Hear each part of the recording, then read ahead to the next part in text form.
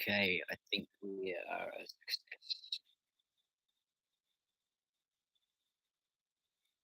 Yes, yeah, looks like we're a success. Hello, hello.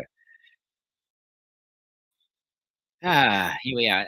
Obviously, last night was not a success, and looks like uh,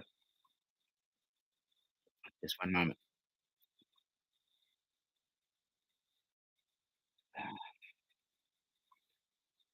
Okay, doing all my own IT stuff at the moment.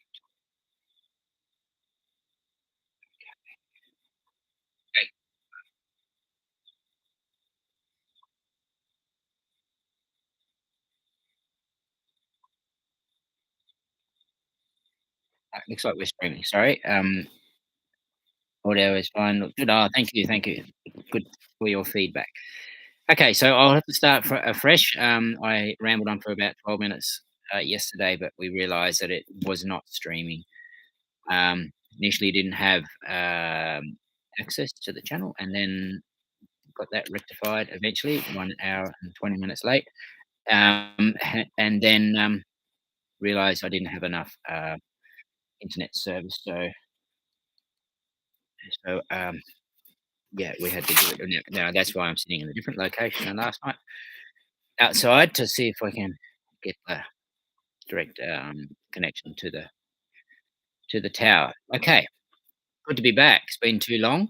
Um, yeah, things ebb and flow. Sorry about the glasses. I can't seem to stop that. Where's it coming from? Just reflecting on my glasses. I have to sit with my head up and get a sore neck. Um, ebb and flow. Things come and things go. Um, seasons come, seasons go, and we have to. It's a part of the natural um,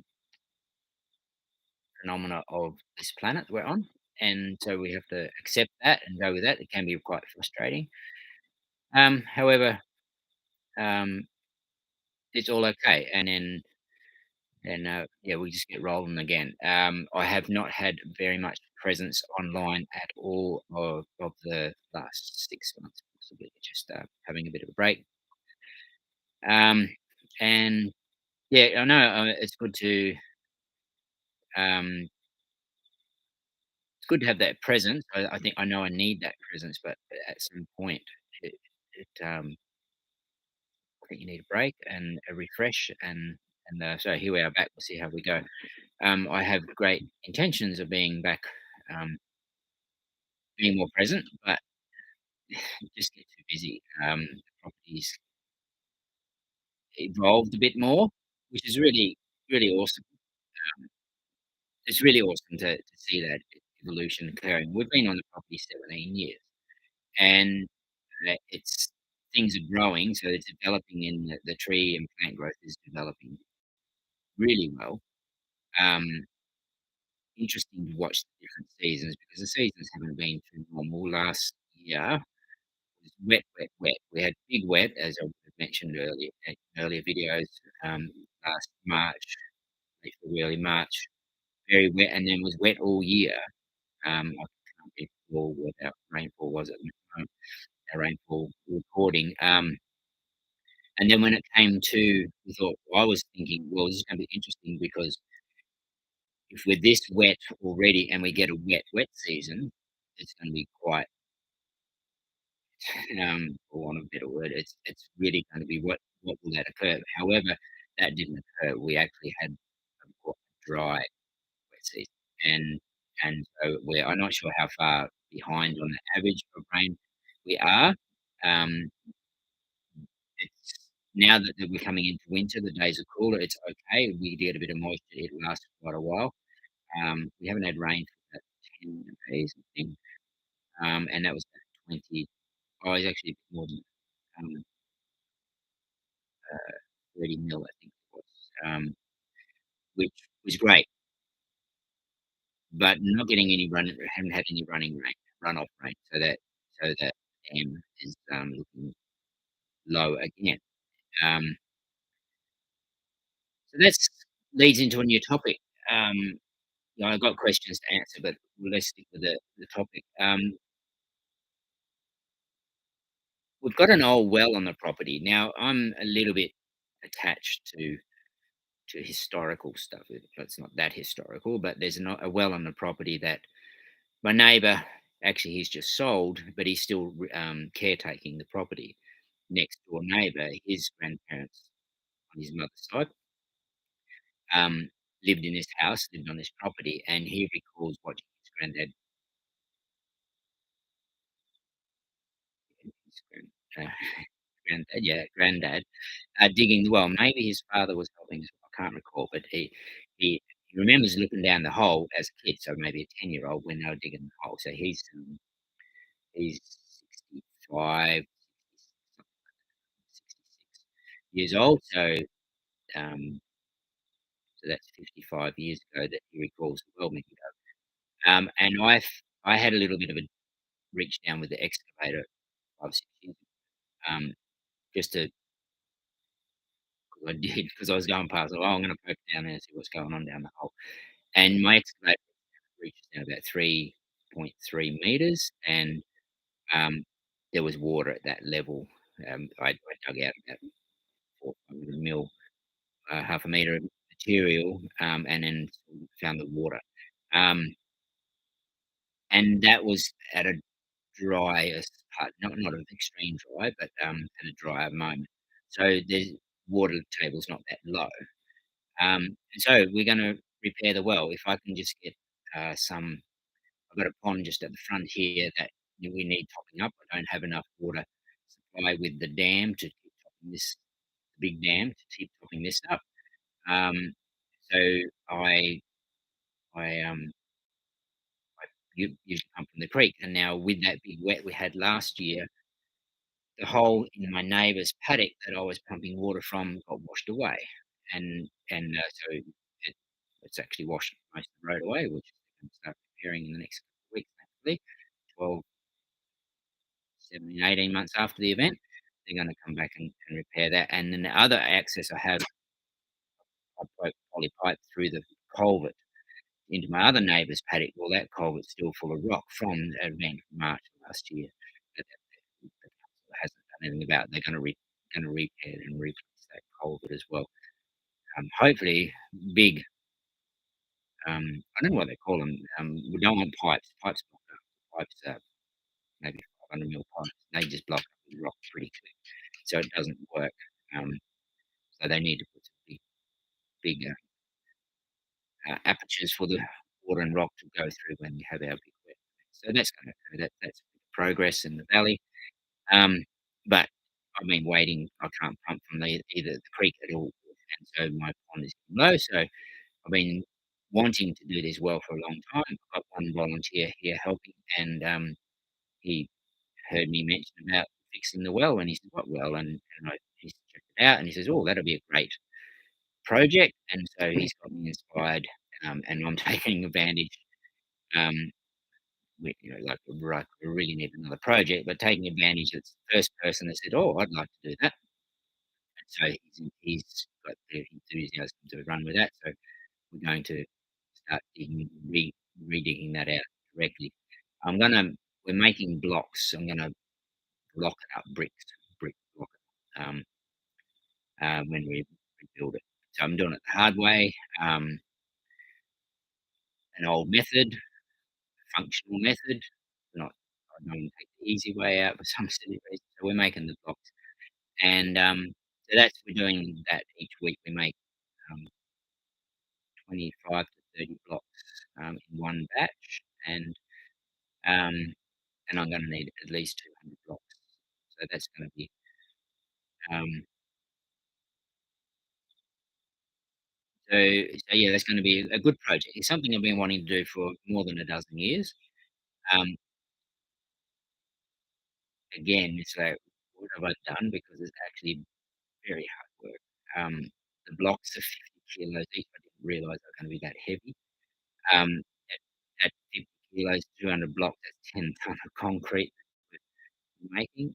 We're a bit over halfway in the block making. We've got 100, about 130 blocks made. So that's great. I expect to do 20 at a time. We're getting close to 30 at a time, so that's good. Takes 2.5 hours to make that, so that's a bit of effort, but we get into it. We got our little system going. You've got to get the got one mold, so you have to have it mixed quite dry, not dry, but not wet, so that it doesn't slump. So this has been on the cement mixer, so that's he's got his technique going, and I did make so it's a bit of fun. And then because they're 50 kilos, we're gonna gantry to lay the bricks in place because they're blocks into place 'cause they're too heavy to juggle around. So that's a bit of fun. Um, but it'll be a wonderful project, and so the original well didn't make 50 years because I've been 17 and it was caved in then. I think the initial problem they didn't might not have come above the ground, or they had was timber shoring. I noticed timber shoring down in the water. I found it. The timber shoring might have rotted, being exposed to the water would preserve. Um, or they didn't come above ground level, and it's a low part of property, and water run when it floods, the water runs in there. It's caved. And we also had a big laurel tree on there that I had to remove. If I make it out of these blocks, do it well, do the well.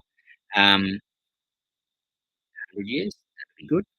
People can use it for 100 years. I don't know how much it's gonna provide us water-wise. If I can get I only really want to get probably well, I only think get 1,000 litres a day out of it.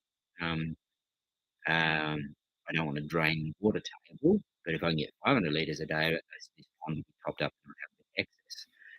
Um, then I can start doing other things with start a bit of aquaculture or something like that. So, yeah, it's just creating another option. And, another interesting thing that's occurred on the water side of things is that I've joined 2 or 3 years ago. I joined the Rural Fire Brigade, the local Kin Rural Fire Brigade, as volunteer, and one of the guys there, he actually for water, and I was talking to him.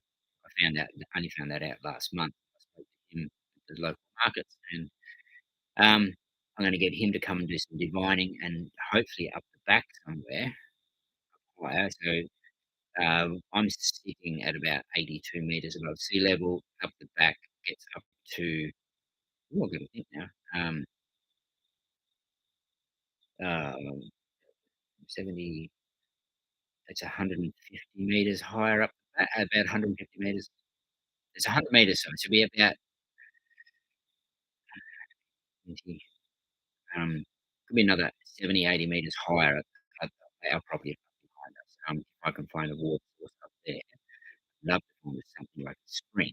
Um, I don't know any springs, but he might find a spring. If that could happen, that would be fantastic. So the problem is the solution. The problem is my dam doesn't hold water. Now, if my dam did hold water, probably we wouldn't be looking for other sources.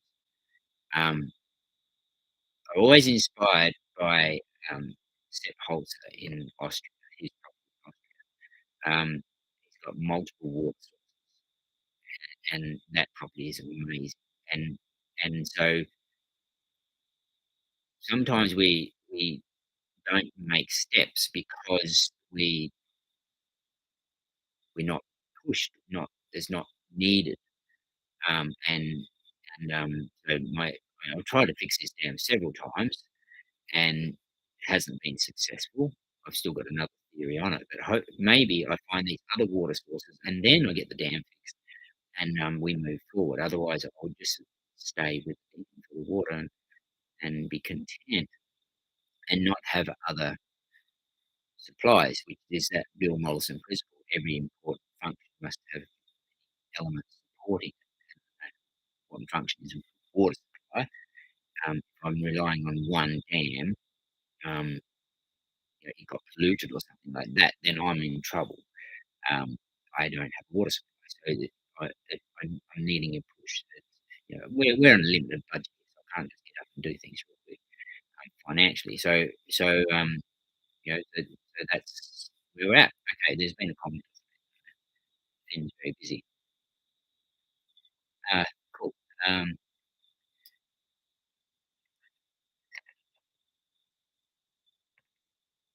Hard to hear, cuts off here and there. I don't have my microphone, sorry.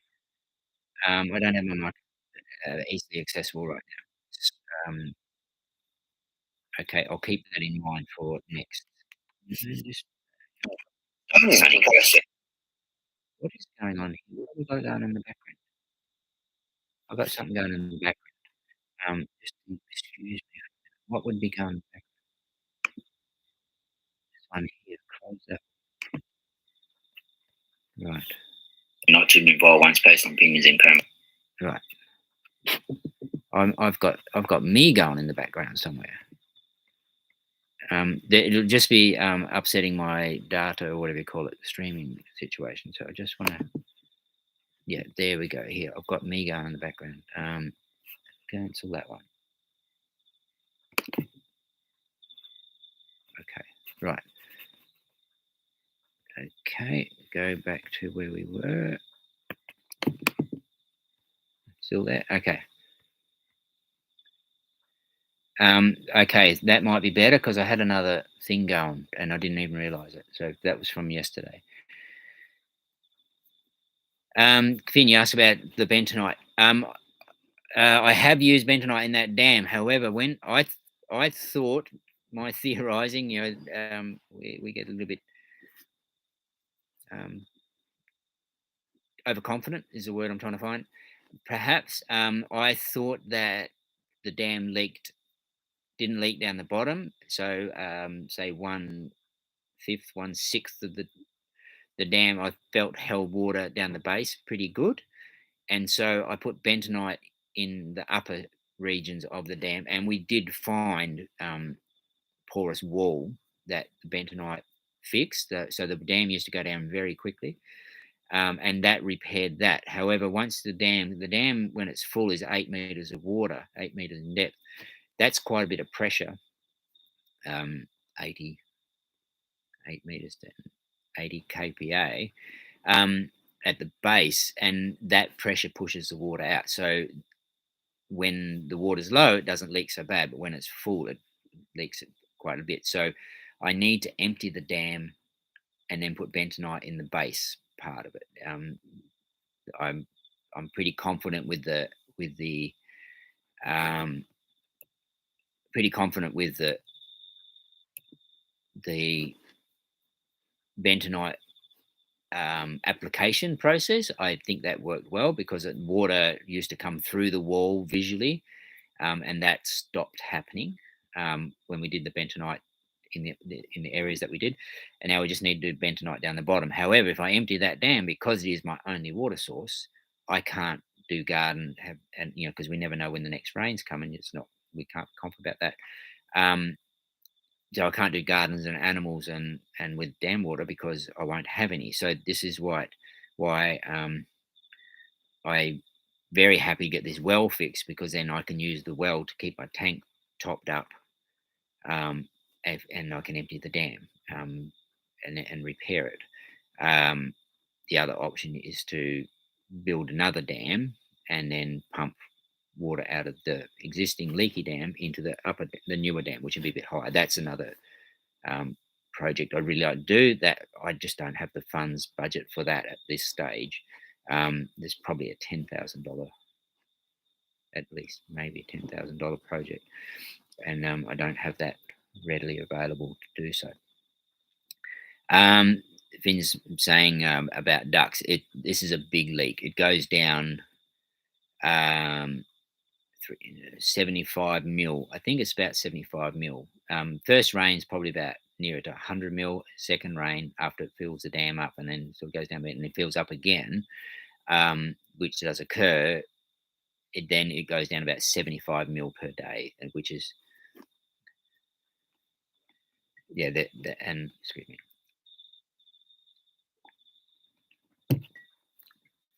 I'm a little bit disorganized. I had to rush into town today, so um, yeah. And then I thought I had time, and I obviously didn't. Right, I better get back to my question. I'll get into my questions.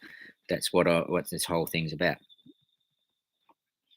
Okay, so not all the questions are totally permaculture, but we'll go through them in case those people do touch base and want to find out what's going on. So Catherine is asking whether they're going to run a course, PDC courses next year, whether we have the residential courses in 2024. 10,000 ducks. Um, so there we haven't. Oh, my brain is not working well at all today.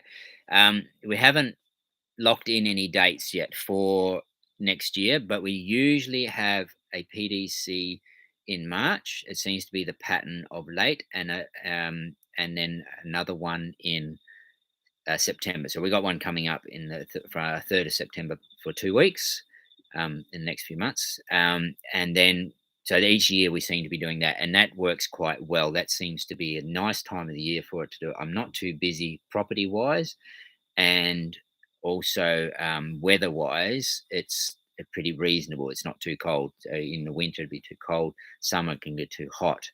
My classroom facilities have altered in the last year or so, and so all we have at this stage is a tent and well, a tarp. A tarp. We put up a tarp. So we need pretty reasonable weather to for that to function well. Put energy into the other side of this building here, a space for eating and cooking, but I don't have the classroom, so that is another project that needs to be addressed. Maybe this year we'll get this. We get better get this well out of the way before I start that one. Um, Always seem to be starting to do another project before I finish all the others. Okay, so Catherine, yes, but my suggestion is if you jump on the website and get on the newsletter. So get on the email list of the newsletter. So there'll be a click on button there somewhere, and then you'll know when the next courses are coming out. The newsletters come out about every 2 months. That might have drifted off into a bit longer period of time of late, but we'll obviously if we when we once we lock in our dates for next year, then that then it'll come out in the newsletter. Okay, so I'll go on to the next one. And that was just an issue with someone on doing the online course. They had trouble screening it, and hopefully that got sorted out because that was a little while ago. What date was on that? I don't see a date for some reason. No, that doesn't matter.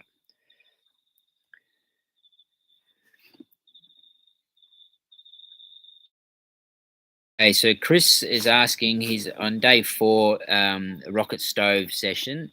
Is there a video on lighting the rocket stove? Now, there is somewhere on the website or also on the YouTube channel, but the website should have that in courses, free courses, I think, or something like that. That there is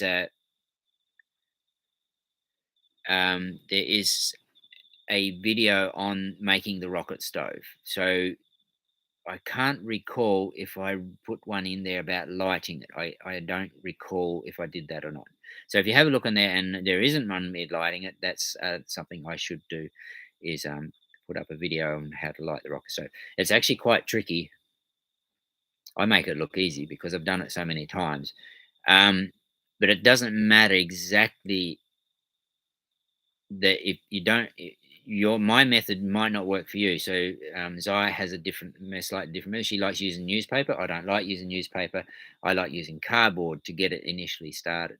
And you need to have a supply of the resources. The initial lighting of the rocket stove, because of the function of how a rocket stove works, it burns really fast. And so you put in your kindling or your paper material to get it started, and that disappears really quickly. So you need the next size material already in place or ready to go in place really quickly. So you can't step away at that initial lighting period. And then once it's going and your next size is burning, then you got to get the next size in until you get up to the size material that you actually run your fire with. You and that changes as well. It's quite interesting. I need to distill water, and last videos I did last year, um, I think are talking about the distiller to distill water for our batteries. And so I haven't quite worked it out yet, but I need probably 10 liters of water a week. Um, right now, I think I need to be making 10 liters a week and get a backup supply for times when I'm doing a PDC. Like I can't distill water because I'm busy doing the PDC. And then also the rocket stove I'm using at the moment to distill the water on is the oven stove. So I decommissioned the oven for a period of time to do the distilling. So if we have a course on people need to use the oven, or someone wants to bake something, I don't have a rocket oven because it's set up for the distiller. Obviously, I need to make another rocket stove for the distiller, and so that we can have the oven going as well. So that'll be 4 rocket stoves that we have in function. Um, when I'm doing the distilling, I'm actually using 2 large sticks at a time. So they're probably because it takes a bit to get them going. Once they're going, it's really really cool. They do a good job. They're probably about 60 mil in diameter sticks. So they're quite large. Two of them side by side. They just fit in the entrance of the rocket stove, and they burn each other. One on its own doesn't burn so well. There's no um, the air going between the two causes action. One on its own, it doesn't seem to generate as much heat. And so, yeah, so I have 2 of them going. So it's quite interesting the different materials you use for the different um, heating arrangements that you're doing. So yeah, um, quite interesting. Okay, I better continue on with it. So yeah, there could be a video in I won't go and look at that now. I'll get disturbed. Get distracted. Okay, I'm going to go to the next question. No, the next one. Sorry. Okay, this is from Ruben. Banana circles. I live in the Pacific Northwest in the United States, Zone 8B. I am interested in exploring this topic with plants that grow in my area. I grow a lot of nut trees, such as, sorry about the top of my head at the moment. I just realised I've disappeared. I grow a lot of nut trees, such as walnut, chestnut, hazelnut. Do you think I could design a similar system with these type of trees? So this is the banana circle. I don't know that that works. Um, so let's just look at those. Now, I'm not a temperate um, plant person. I have not had experience in, especially in the northern hemisphere, um, plants. So you got walnut, so that's a large tree. Chestnut, I'm presuming, got a bit of size about it. Hazelnut. Um, I don't think it would work for those. So this is actually quite interesting question.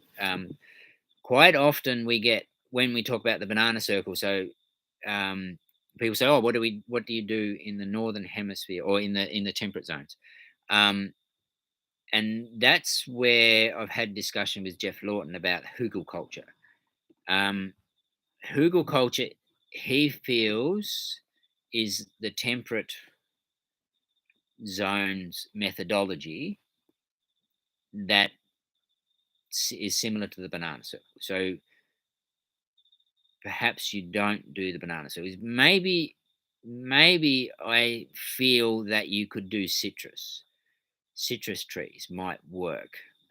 They got shallow roots, and they're not huge plant, particularly if you keep them in um, a harvestable size.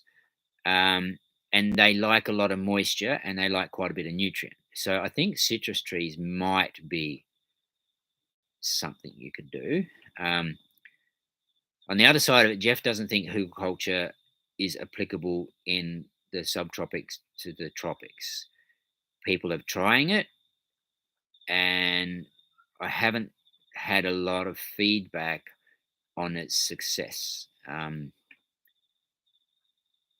Jeff's comment was that the with the hugel culture is the decomposition in the hugel culture in the temperate zone is not at the time of your growing period, and so there's going to be a nutrient availability issue perhaps. So in the tropics, as other edge of the example, um, is that it's always, so in the wet tropics you're always having a decomposition process, and so then hugelkultur, which is bearing wood material, and then growing on top of that in that growing mound. Um, so then you might have an issue with particularly nitrogen. But anyhow, um, that's sort of going off an extra bit of topic of that. But so there doesn't seem to be that. Yeah. So okay. So what is a banana circle about? It's utilizing um, excess water coming from a high nutrient source, which is usually like the washing machine or your showers or something like that. So the laundry water, shower and laundry water, high has a higher nutrient content and lots of water. So what is the solution? That's the problem. It comes out the back of your house if you don't have a proper um, usual council system, um, and it's just running out there, which you come across quite a bit in because they don't have that facilities in particularly in the where I've been in the Pacific nations, South Pacific nations. Um, and so that becomes a problem because it becomes a pollution, and then you have insects and mosquitoes and malaria, etc., occurring and smell.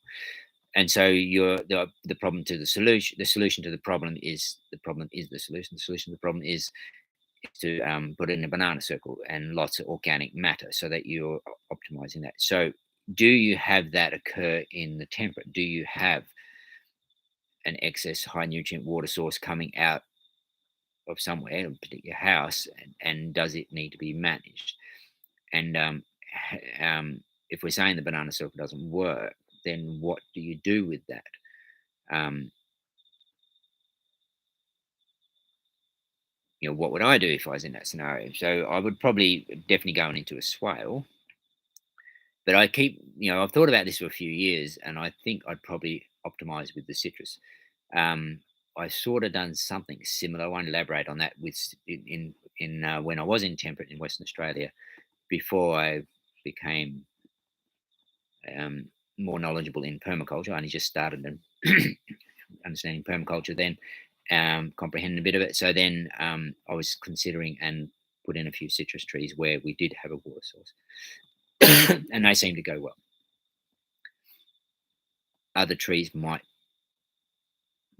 actually not like that much moisture and that much nutrient, and that's where the hazelnuts and the walnuts, etc., might turn up their toes, literally, um, in that scenario. Okay, next one. Another one from Chris. No, hang about. What have I done here? Go back to that one. Oh, sorry. So yeah, now we're up to Chris. Um,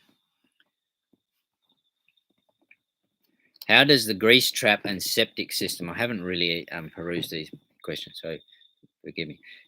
How does the grease trap and septic system work with a banana circle?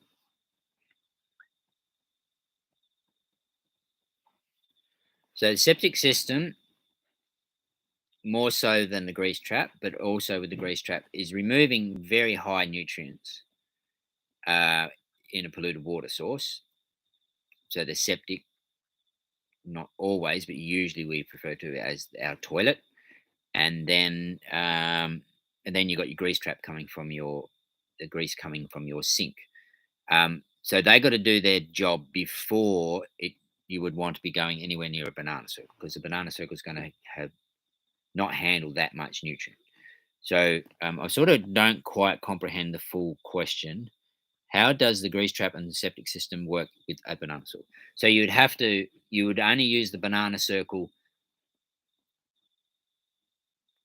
correctly would be after a reed bed. So you're going to have your septic and your grease trap, then a reed bed, and then a banana circle. Um, that's where I would start. I want to make sure that that reed bed is working really well because you don't want too much high nitrogen getting into your plants, um, because that is not, when you eat those components of those plants as your food, um, that would be too high in nitrites particularly, and it's not a good food. Um, Food grown on high nitrites um, is toxic. That's why a cow won't eat it because it's toxic. You think, why doesn't a cow eat that lovely dark green grass over there, and it's eating everything else? And it's because there was um, a, a cow poop from the time before, or a urination the time they were in that field before, and they won't touch it because it's too high in nutrients. Okay, so you would want to make sure that, back to the question, you would want to make sure the septic and the grease trap have gone through a reed bed before you go into banana circle. Now you can go with the banana circle straight from your kitchen sink where you're just washing your hands and your face, because that's not high. It's got some nutrient in there, but it's not high nutrients, or unless you're um, washing things in there that are high nutrient. So then that could go straight to banana soup or a swale or something like that. So then on that swale, I like to put vetiver grass on a swale. So then if there's a high nutrient, then when the moisture goes through to your gardens behind, or the trees, the fruit trees or whatever on the banana on the mound, then it's gone through a biological process, which is the vetiver grass roots before it gets there. Okay, so I think I've covered that one. We have one here more from Chris. This is possibly out of date for Chris because I think he's already done something here. But hi, I do not have a property for a permaculture design at this point in time. What is the best way to find a property for my design? So this is to part of doing the course. You're asked to do a design to get your certificate. You need to present a design, and so any parcel of land. So as an example, when I did my PDC with Jeff Lawton and Bill Mollison and Greg Nibbs in Melbourne at Trinity College University, whatever it was, um, we designed up the quadrangle, and the if I remember correctly, the brief was well, as an example, I can't remember exactly what it was, but it was a family of four, I think, uh, parents and two children, and they wanted fruit trees and gardens, and yeah, so we just the quadrangle. So that was the lawn between the buildings, which was, I guess, would have been a large house block, would have been bigger than a large house block. So I don't know that we went to animals. Maybe we had some small animals, and I can't quite recall. Um, I just remember the water management because that's what I did in there. So yeah, so that's an example. So wherever you may be, I don't know where Chris is at this moment, um, or you can see someone's paddock out from your house or anywhere in the area. You just find something to design up, um, and you just need an experience, and then so you start finding the information you need to find, and away you go. So that's quite easy. You just um, do the best you can with that, and that starts opening your mind up for the potential. Um, and there's been yeah, we've had plenty of different examples where people don't have their land, so they just even jump on they might be living in the city, and they actually want to move to the country sometimes, so they jump on Google Earth and find a property, or something like Google Earth, and find a property and say, "Oh, I'm going to design this one up. I'm not intending to buy it, but I'm just going to design this one up because it looks like something I'd like to live at."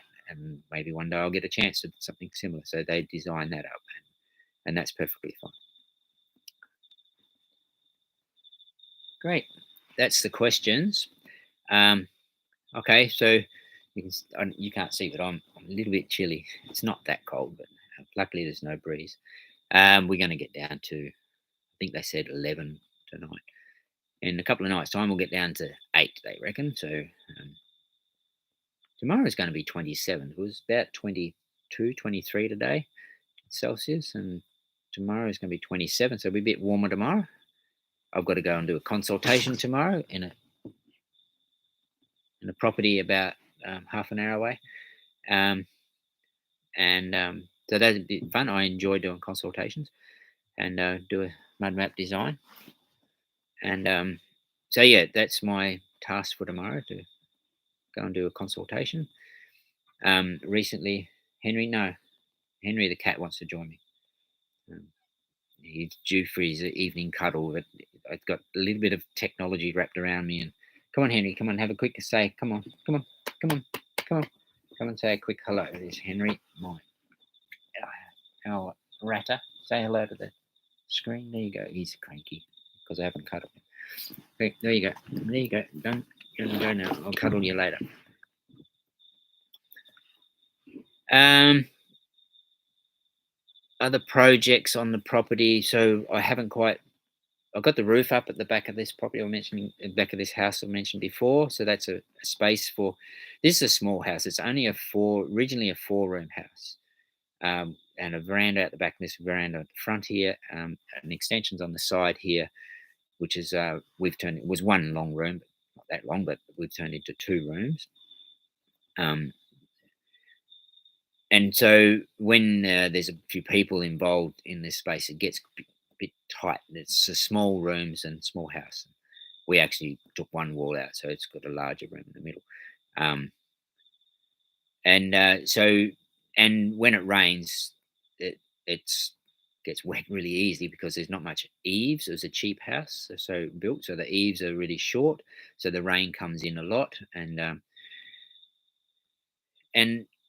so what I did was put an extension out the back. It's a freestanding extension. It's not waterproof between the building and it because there's a low roof, and I've gone to put a roof over the top. But now it's much better out there. I haven't excavated also. There's a section that still needs to be extended in that. So that's another project that's on the go. Hopefully, I'll get a little bit more of that done before the next PDC. But it's not important. It functions at this stage, but I'd like to do a bit more with that before the next PDC. So there's a excavation and bit of concreting for the floor, and a rock wall needs to be put in. I don't think we're going to get anywhere near that rock wall. That takes a big job to do the rock wall. But that's another project coming up, but something I've been wanting to do for quite a while, of course. And so that's exciting. I like having the projects, goals and projects. And it's okay that it takes a while. I could, if I had a bigger budget, obviously I'd get someone else to do it. But I do enjoy actually doing the work. Um, the the stumps, the footings under the house are all rotten and need to be replaced. So that's an ongoing project. I did some few years back, probably 7 years ago, and then I've just realised no, I've got to get in there because it had slumped about 90 mil in one spot. Um, so yeah, I'm slowly, and of course it hasn't been excavated, so I'm excavating out by hand and then putting the stumps back, concrete piers in. So another project. So that's going to be an ongoing one for a while. So a bit here and a bit there and a bit here and a bit there, and it all feels gratifying in the long run. So that's sort of I like that. That's how I function. Um,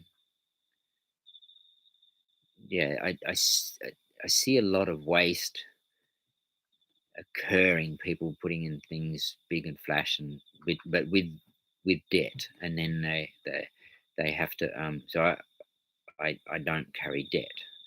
So I wait for some funds to come in, and then I do. So I'm not supporting debt with incorrect finances, which they make their money the banking systems make their money on at the expense of the planet and people, and I don't agree with that. So I wait until I have the funds before I do. So that's why how I function, and it's why it takes me a while to do things. So I am I content with that? I think I am. Yeah, it gets frustrating at times, and I thought, well, but I've you know we've got a few more years to go yet, so that'll be good. Um, yeah. Okay, I'm going to wrap it up for this session. And thanks for the questions, people. I really appreciate that. It was really great to have those questions come in. I know that some have been sitting there for a while. We did intend to have a few sessions, but just it just never came together. And noisy. Yeah, he's not happy unless he has his evening cuddle. So yeah, hopefully we can keep the sessions going. I want to do that, and just to touch base on what's happening on the property and where we're at and how things are going. And yeah, nice to be talking, and just let your friends know, and look out for the alerts that will be streaming again at some point. So I'm not sure when the next one's going to be. I haven't worked that one out yet. Okay, thank you. Thanks for being listening in. Take care, everyone.